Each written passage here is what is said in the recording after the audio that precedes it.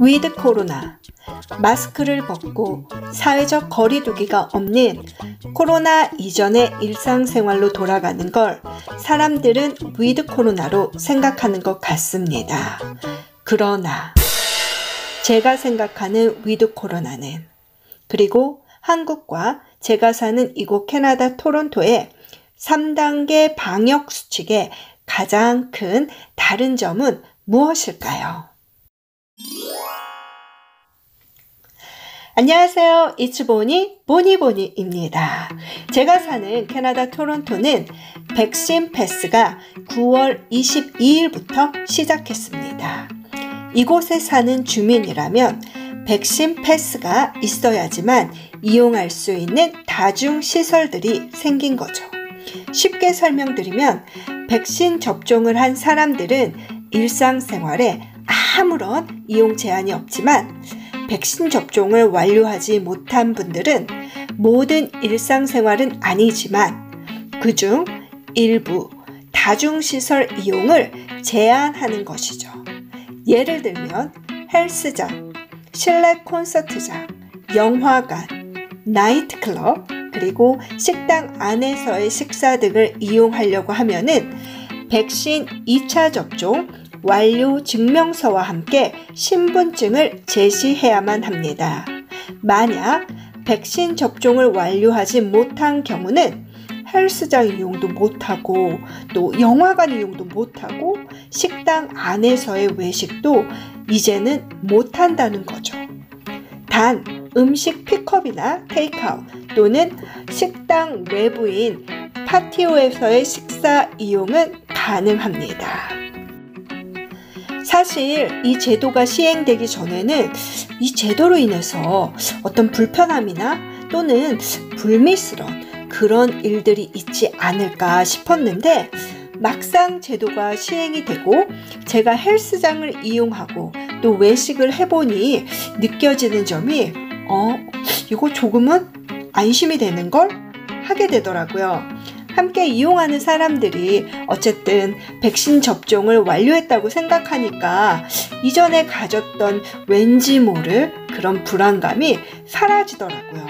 물론 여전히 실내에서의 마스크 착용 또 사회적 거리두기는 지켜야 하지만서도요. 왜냐하면 제가 사는 이곳 캐나다 토론토 온타리오주는 지금 현재 경제 재개 3단계를 시행 중이거든요. 그래서 실내 인원수 제한, 또 마스크 착용, 사회적 거리두기는 여전히 시행 중입니다. 어찌 보면 한국과 비슷한 것 같지만 한 가지 아주 큰 차이점이 있습니다. 그것은 바로 식당 이용 인원수 제한입니다. 무슨 말이냐면요. 한국은 식당이나 카페의 모임 인원을 테이블당 6인으로 제한하고 있다고 제가 들었거든요. 그러나 이곳은 식당이나 카페는 모임 인원의 제한 없이 테이블당 2m 간격을 유지하면 됩니다. 그러니까 내가 10명의 게스트를 데리고 식당을 이용해도 된다라는 거죠. 단 테이블당 2m 간격을 유지해야 한다라는 거. 사실 이렇게 테이블이 떨어져 있어야 하기 때문에 대부분 식당을 이용해 보니까 한 테이블 건너서 이렇게 손님을 앉히더라고요. 이렇게 테이블을 건너서 이용을 하다 보니까 자연스레 식당 이용 인원이 예전보다는 감소하고 있다라는 생각이 들어요. 또 그러다 보니까 최근에 보니 음식값도 올랐더라고요. 어찌 보면 고객의 입장에서는 반갑지는 않지만 그래도 또 한편으로는 이해가 되는 그런 현실인 것 같습니다. 그리고 영상으로 보는 것처럼 테이블별로 플라스틱 벽을 설치해 놓은 곳도 있고요. 이렇듯 이곳 캐나다는 단계적인 일상에 위드 코로나를 실시하고 있습니다. 그리고 백신 패스 또는 백신 여권의 도입으로 기존의 미접종자들의 백신 접종률이 조금 높아지고 또 확진자 수도 조금 주춤한 상태라 해서 이곳에서는 백신 패스의 도입이 긍정적으로 작용하고 있다고 보는 것 같아요. 여전히 백신 접종은 아직 백신 접종을 하지 않는 분들 사이에서는 의견이 분분할 것 같습니다. 저는 백신 접종 여부에 대한 개인의 생각은 존중되어야 한다고 생각해요. 왜냐하면 아무래도 백신 접종 후의 후유증에 대한 불안감은 사실 저도 백신 접종 전에는 가졌으니까요. 또 백신을 접종하고 나서도 며칠간은 그 불안감을 갖고 있었어요. 솔직하게. 아마 백신 접종에 대한 불안감 없이 백신 접종을 한 사람은 한 사람도 없을 거라고 저는 생각합니다. 사회적 분위기 또는 종사하는 직업군에 따라 아니면 또 여기서 지금 새로 시작하는 다중시설 이용의 제한 등으로 백신 접종 여부를 결정해야 하는 경우도 있지만 가장 근본적인 것은 본인의 의사와 판단에 근거해야 한다고 저는 생각해요. 그리고 백신을 접종해 보지 않고서는 사실 어떤 부작용이 있을지 또는 없을지 알 수 없거든요.